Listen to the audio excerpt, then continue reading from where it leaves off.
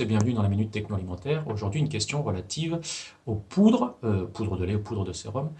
Une question sur la granulo des poudres. À quoi ça sert de mesurer la granulométrie des poudres? Donc la granulométrie, c'est mesurer les échelles de taille des particules de poudre.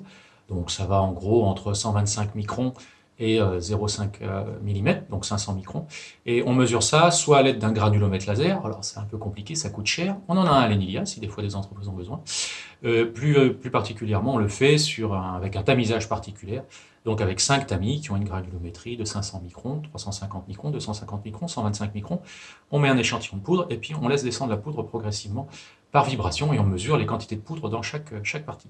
Donc le mieux, c'est d'avoir des poudres qui sont en gros entre 250 et 350 microns, parce qu'en dessous de 125 microns, ce sont des fines, ça se réhydrate mal, donc si on a beaucoup de poudres qui sont fines, on a des problèmes de réhydratation. Et au-dessus de 350 microns, ce sont des poudres qui sont plutôt agglomérées, c'est-à-dire des particules fines qui sont recollées entre elles, et ça a tendance à dégranuler avec le temps. Donc si on veut que ça dégranule peu et que ça s'hydrate bien, il faut avoir un maximum de poudre, en gros, entre 250 et 350 microns. Donc ça se mesure assez facilement. Ça fait partie des propriétés qualitatives des poudres, c'est donc l'échelle de granulométrie. La granulométrie a un impact sur la densité. Plus les particules sont grosses, plus la densité des poudres est faible. Ça joue aussi sur les propriétés d'écoulement. Plus les particules sont grosses, plus elles s'écoulent pour une particule ronde et lourde. Donc voilà, il y a des impacts sur toutes ces choses-là. C'est pour cela qu'on en mesure les propriétés liées à la granulo des poudres.